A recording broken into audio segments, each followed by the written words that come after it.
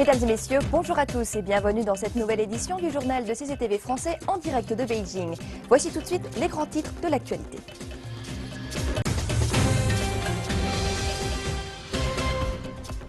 Xi Jinping appelle à la réorganisation des organes de la Commission centrale militaire chinoise.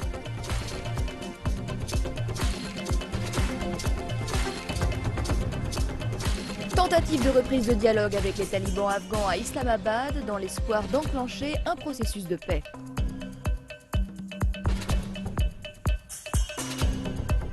Médecins sans frontières suspend ses opérations de sauvetage de migrants en mer Méditerranée pour des raisons de sécurité.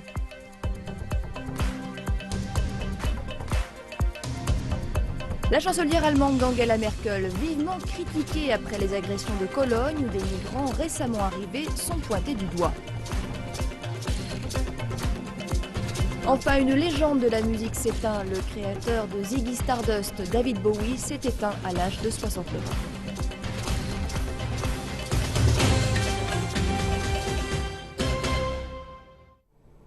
Nous ouvrons ce journal avec la réforme de l'armée chinoise. Le président chinois Xi Jinping a appelé à la réorganisation des organes de la Commission centrale militaire pour placer le concept de guerre gagnée au centre de leurs nouvelles tâches.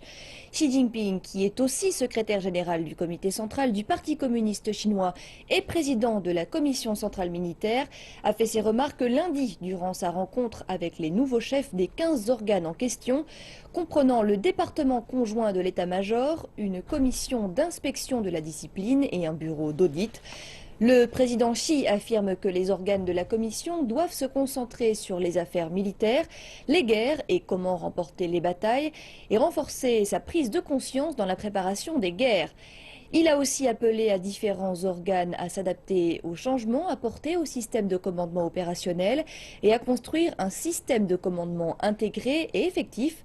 La dernière restructuration de l'armée chinoise a réorganisé les 15 organes de la Commission centrale militaire à partir des 4 quartiers généraux qui existaient auparavant. C'est la première fois que la commission d'inspection de la discipline a été établie pour évoquer la lutte contre la corruption au sein de l'armée populaire de libération.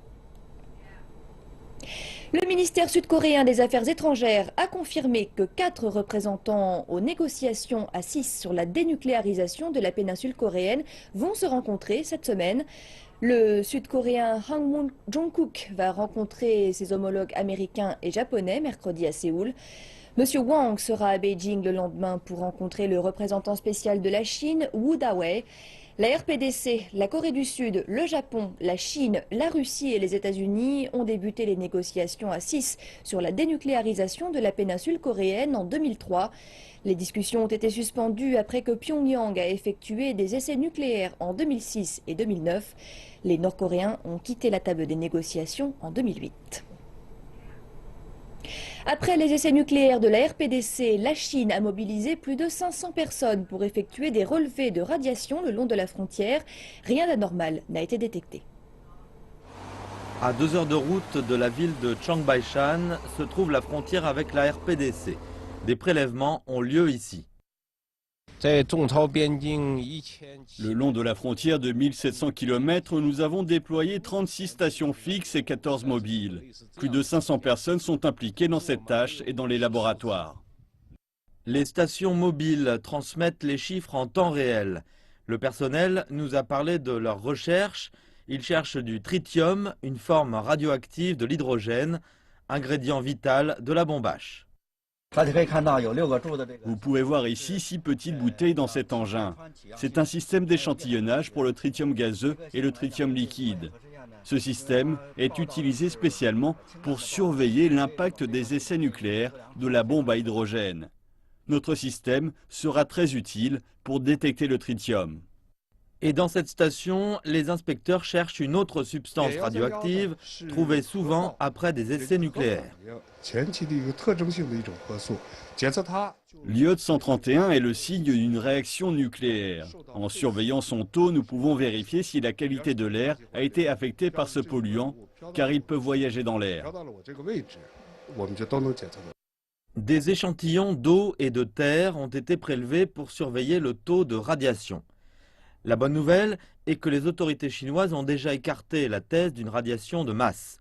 Toutefois, elle continue de surveiller la zone à la recherche de faibles doses de radiation.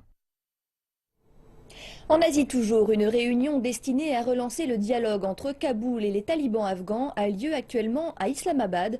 Des représentants venus d'Afghanistan, du Pakistan, de Chine et des États-Unis espèrent pouvoir préparer le terrain pour des négociations de paix. Le conseiller aux affaires étrangères pakistanais Sartaj Aziz a ouvert la réunion. Il a déclaré que le but premier devait être de persuader les talibans de venir à la table des négociations et d'envisager l'abandon de la violence. Il a précisé qu'aucune condition préalable ne devait déterminer le début du processus de négociation et qu'il ne devait pas y avoir de menace d'utilisation de la force militaire. Le groupe insurgé n'est pas invité aux discussions. Il progresse sur le terrain grâce à une offensive militaire hivernale sans précédent. Les insurgés sont divisés quant à savoir s'ils doivent prendre part ou non aux futures négociations. Le porte-parole du ministère chinois des Affaires étrangères, Hong Lei, a déclaré que la Chine allait travailler à créer des conditions favorables en Afghanistan pour favoriser l'avancement du processus de paix dans le pays. La Chine a toujours soutenu un processus de paix en Afghanistan dirigé par les Afghans appartenant aux Afghans. Et la Chine est disposée à travailler avec toutes les parties impliquées pour créer des conditions favorables pour faire progresser les pourparlers de paix en Afghanistan en se basant sur le respect de la souveraineté de l'Afghanistan et la volonté des parties. Médecins sans frontières a suspendu une opération de sauvetage de migrants venant d'Afrique en mer Méditerranée. L'organisation déclare avoir sauvé quelques 20 000 personnes au cours des derniers mois, mais la mer est maintenant bien trop dangereuse pour poursuivre. Le périple est de plus en plus risqué alors que l'hiver s'intensifie. Médecins sans frontières a mené des opérations cruciales de recherche et de sauvetage pour éviter la noyade à de nombreuses personnes quand leur embarcation de fortune a chaviré. Mais en raison du déchaînement des mers, ils ont dû interrompre leur mission sur le trajet Libye-Italie qui a été celui emprunté par les migrants africains pour atteindre les côtes de l'Union européenne. Nous avons vu trop de gens mourir en tentant de franchir la Méditerranée depuis la Libye, pour tenter en général de gagner l'Europe. Alors nous avons décidé de faire quelque chose de plutôt inhabituel pour MSF, d'entamer des opérations de recherche et de sauvetage. Désormais, nous sommes arrivés en fin d'année avec cette période hivernale et ces conditions météo, vous avez moins de gens qui effectuent la traversée. L'opération a débuté en mai 2015 et permis de sauver près de 20 000 personnes. De nombreux réfugiés et migrants empruntent désormais une route plus sûre des côtes turques vers les îles grecques, où le franchissement n'est que de quelques kilomètres. MSF insiste que fournir des canaux légaux de migration vers l'Europe est la seule manière d'éviter toutes ces vies perdues en mer. L'agence frontalière européenne Frontex est désormais la seule responsable pour la coordination des opérations de sauvetage en Méditerranée, grâce au recours aux capacités navales des États membres de l'Union européenne. Un travail salué par les organisations d'aide qui indiquent que le support financier doit se poursuivre. Il est vital que ces ressources ne décroissent pas et aussi qu'une solution sur le long terme soit trouvée en se posant les bonnes questions. Nous devons établir une procédure améliorée dans la gestion de ceux qui arrivent, de même qu'en établissant leur vulnérabilité s'il s'agit de femmes ou d'enfants. Ceux qui sont confrontés à la violence, autant d'éléments devront être mis en place. Il ne faut pas oublier les inquiétudes sécuritaires croissantes. Plus de 3 700 personnes sont mortes en tentant de franchir la mer vers l'Europe en 2015. Et quand l'hiver touchera à sa fin, le flux de personnes devrait croître de nouveau et la pression sera sur les gouvernements européens afin de garantir que moins de personnes se noient dans les eaux en 2016. Ce fut un jour historique hier en Égypte. Le nouveau Parlement a tenu une session d'ouverture, la première depuis 3 ans. Et l'une des premières tâches du corps législatif a été de choisir un président. Le Parlement égyptien est de retour. Pour la première depuis sa dissolution en 2012. Et malgré l'ampleur de la tâche, les députés sont heureux de retourner au travail. Pendant 40 ans, les Égyptiens n'ont pas beaucoup attendu de leurs députés. Aujourd'hui, l'espoir est que ce corps législatif puisse fixer des bases solides, propres à former une législation capable de préserver la dignité des citoyens et leur liberté. Nous espérons faire cela pour eux. Ce Parlement est unique. Il possède la plus forte composante de femmes, de chrétiens et de jeunes dans toute l'histoire du pays. Et il n'est pas composé d'un seul parti, comme c'était le cas avec le Parti national démocratique de Moubarak et le parti Liberté et Justice de Mohamed Morsi en 2012. C'est le Parlement de tous les défis, le Parlement de la volonté. Un congrès de guerre aussi, comme disent beaucoup. Il y a beaucoup de coalitions, des partis, plus de 17 partis différents. L'ère du parti unique est terminée. Le premier jour, les membres du Parlement ont prêté serment.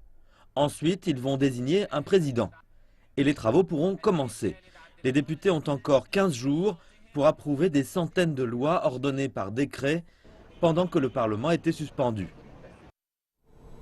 En Europe, les autorités allemandes ont annoncé qu'au moins 19 personnes faisaient l'objet d'une enquête relative aux agressions perpétrées à Cologne lors de la Saint-Sylvestre. D'après les responsables, la majorité des suspects sont récemment arrivés d'Afrique du Nord et du Moyen-Orient. Aujourd'hui, ce sont plus de 500 plaintes qui ont été déposées auprès de la police de Cologne.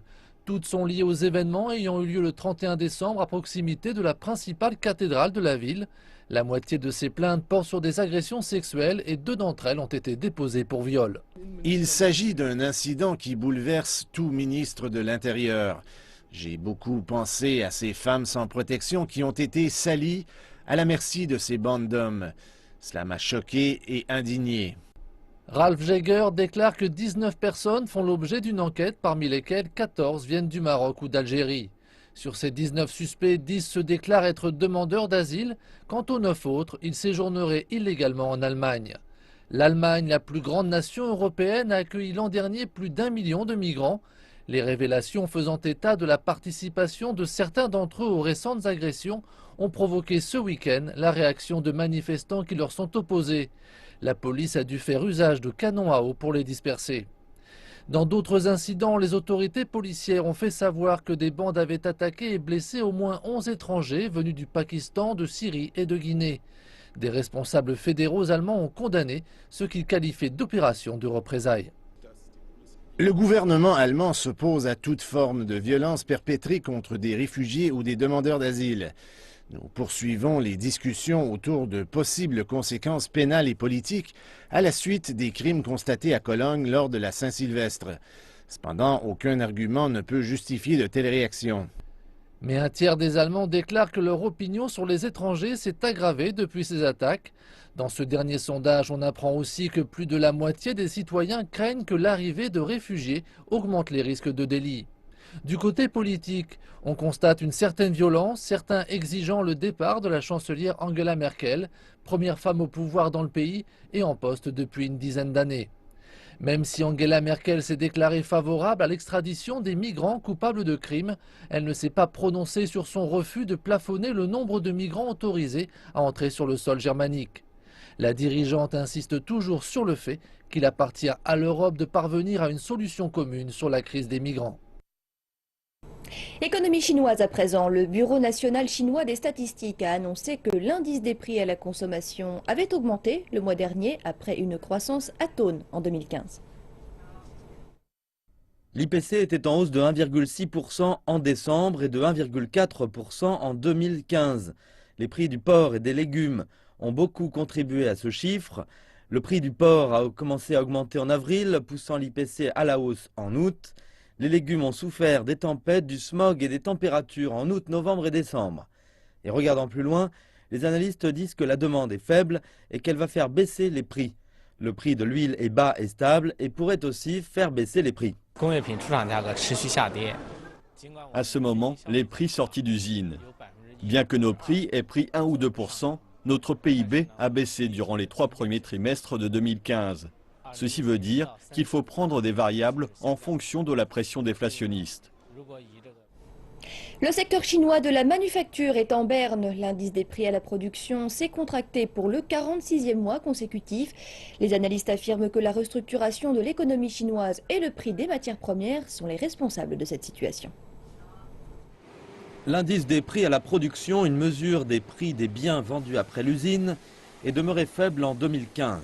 L'IPP du mois dernier était en baisse de 5,9% l'an dernier, marquant le 46e mois de déclin consécutif. Les analystes disent que les performances dans les secteurs de l'énergie et de la mine sont la cause de cette baisse. Ces secteurs passant pour une importante période de restructuration. La surcapacité est due à des facteurs structurels. Le principal contexte est que le dividende démographique en Chine et dans le monde a connu pic en 2012, signifiant que le nombre de personnes en âge de travailler a commencé à baisser. Résultat, la demande est en déclin. Le ralentissement de l'économie mondiale a aussi fait souffrir le secteur en Chine. Les prix des matières premières sont bas, donc les prix des produits baissent. La prévision d'une hausse du dollar a commencé à s'intensifier depuis la seconde moitié de 2014. Depuis que la Chine important en grande quantité ses matières premières, ce déclin a eu un impact négatif sur le prix des produits à la sortie de l'usine.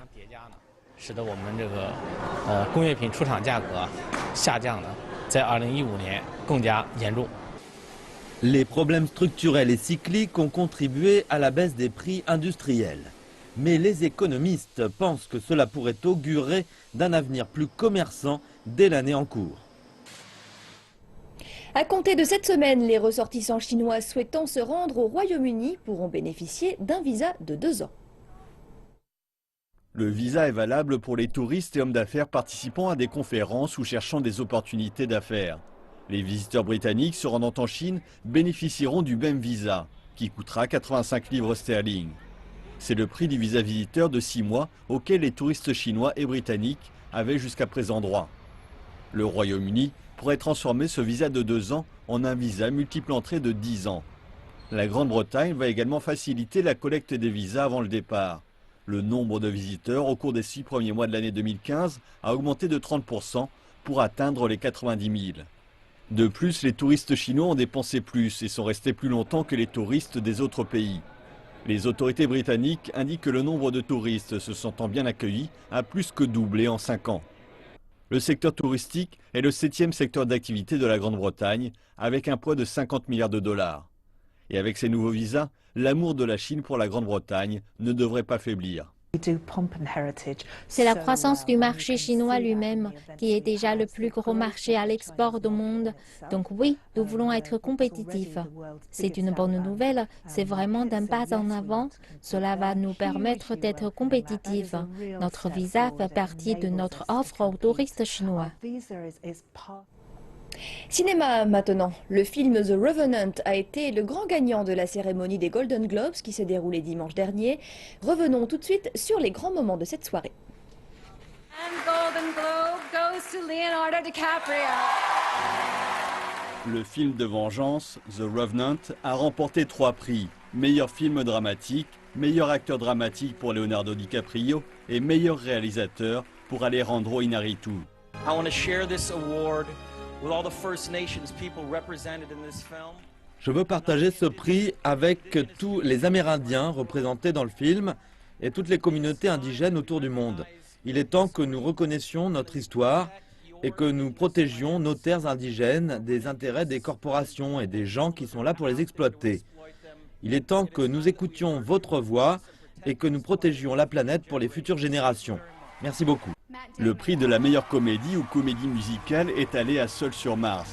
Et Matt Damon, qui joue le rôle titre de ce film, qui raconte l'histoire d'un homme piégé sur Mars, a remporté le prix du meilleur acteur dans une comédie.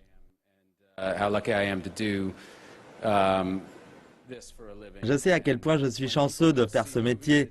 Et quand les gens vont voir les films, c'est quelque chose de précieux. J'ai fait de nouveaux films que personne n'est allé voir. Donc pour en faire un que les gens apprécient à ce point, nous avions cette équipe formidable, ce casting incroyable, et tout cela grâce à Ridley Scott. Golden Globe goes to Brie Larson. L'actrice montante Brie Larson a battu Cate Blanchett pour le prix de la meilleure actrice dans un film dramatique, grâce à son rôle de jeune femme retenue prisonnière avec son fils pendant des années dans Room. Jennifer Lawrence a quant à elle remporté le prix de la meilleure actrice dans une comédie pour sa prestation dans le film Joy. Où es-tu, David? J'étais juste ici. Chaque fois que je suis ici, c'est grâce à toi. Thank you for choosing me. Thank you for your brilliance. Merci de m'avoir choisi, merci pour ton talent, merci de m'avoir tant appris. Professionnellement, personnellement, je sais pas. Ton amour du cinéma est si pur. et de rester non corrompu par tout ça. Tu fais les films comme si tu t'en fichais que les gens les regardent. C'est un compliment, je viens de l'entendre. Mais vraiment, c'est une chose si belle et pure. Really, it's such a good, pure thing. Yeah, you really do forget everything you're supposed to do. No, I could see without him. Denzel Washington a reçu le prix Cecil B 2000 pour l'ensemble de sa carrière. Les autres gagnants de cette année sont Sylvester Stallone, qui a été acclamé pour son prix de meilleur acteur dans un rôle secondaire dans le film Creed. Kate Winslet a remporté le prix de meilleure actrice dans un rôle secondaire pour sa prestation dans le film Steve Jobs. Les Golden Globes lancent la saison des prix du cinéma, dont le couronnement sera la soirée des Oscars le 28 février prochain. Il nous a donné Ziggy Stardust et Major Tom. Maintenant, c'est lui qui part rejoindre les étoiles. David Bowie est mort à l'âge de 69 ans. Retour sur une carrière exemplaire de 5 décennies. La mort de David Bowie a été annoncée d'abord sur les réseaux sociaux. Le communiqué disait « David Bowie est mort en paix, entouré de sa famille, après 18 mois d'une lutte courageuse contre le cancer. Beaucoup d'entre vous vont partager cette perte et nous vous demandons de respecter la vie privée de la famille durant la période de deuil. » Le fils de David Bowie, le cinéaste Duncan Jones, a lui aussi confirmé la nouvelle. Je comprends, et c'est difficile que je n'ai plus 20 ans. Je ne connais personne à qui ça n'est pas arrivé. La plupart des gens vont jusqu'à 20 ans et ensuite ils ont toujours 20 ans. Ça ne m'est pas arrivé. Ça a duré et ensuite tout à coup, j'ai eu 56 ans. Alors je dois écrire dans cette perspective unique de quelqu'un qui n'a jamais cessé d'avoir 20 ans.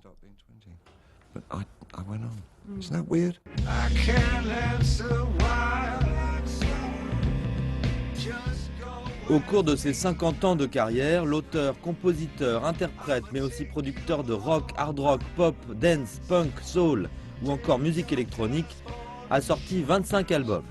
Son dernier, Black Star, vient de sortir pour son 69e anniversaire. Les fans attendaient une tournée, mais la star était restée très discrète, ne faisant que de rares apparitions dans sa résidence new-yorkaise. Un grand chanteur et un grand acteur aussi. C'est la fin de ce journal et j'aurai le plaisir de vous retrouver dans 2h30 pour une nouvelle édition. Excellente suite de programme sur CCTV Français.